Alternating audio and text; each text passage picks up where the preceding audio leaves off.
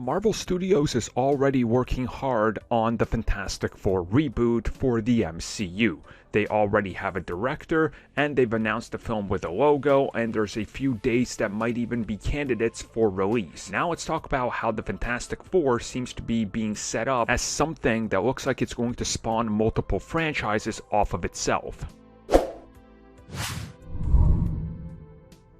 Disney CEO was recently talking with The Hollywood Reporter about upcoming TV series and how they tie into the MCU and what some of their plans are. And during the course of this, they addressed the likes of Armor Wars, Secret Invasion, and of course, the final one they decided to talk about was the Fantastic Four, and finally bringing that franchise into the MCU, and that it's been a long time coming. So first, I'm going to read his quote. And he said, and I quote, "As you increase output and go deeper and deeper into mining the Marvel mythology, it doesn't have to tap itself out. We got great stories to tell, and we're telling great stories." Now again, that was a quote given to talking about the Fantastic Four franchise and what the MCU intends to do with it. So I want you to pay attention to what he says about go deeper and deeper into mining the Marvel mythology.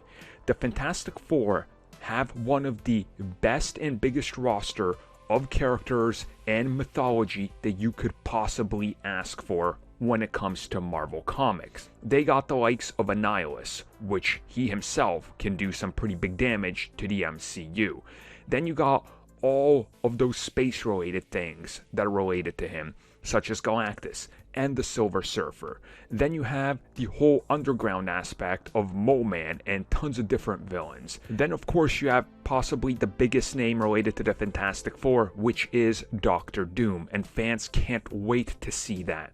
And then you have their children, and then you have the Future Foundation, and then you have spin-offs of that, and you have a school that they run, and there's so many things that relate to the Fantastic Four that I honestly think what he's saying is that we're going to see the Fantastic Four mined for everything. So when we finally get to the Fantastic Four and we add them to the MCU, you're going to see spin-offs. And as he says, you're going to see spin-offs that sort of relate to the MCU like the other shows, where he mentioned Secret Invasion and Armor Wars, which are spinning off of other projects. Clearly, Secret Wars is spinning off of Captain Marvel. We see Armor Wars, that's spinning off of everything, including Iron Man. The Fantastic Four is tons of franchises all compiled under that name. So don't be surprised that by the time we get to the Fantastic Four and they're working on the second one, we get the same type of announcement that we had with Wakanda Forever, where they're like, hey guys, we're signing an overall deal. We're developing 2 to 3 shows that work at the same time with the Fantastic Four that are going to be complementary shows to enrich the world and enhance the world.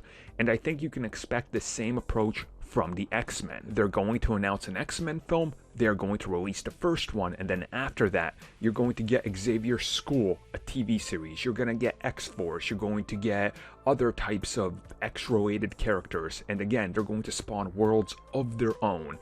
So the output of Marvel Studios over the course of the next 6 years is exponentially going to increase, and their first deeper and deeper mining of the Marvel mythology will start with Fantastic Four being mined for multiple names and franchises and things to start off of, and then that's going to carry the MCU going forward.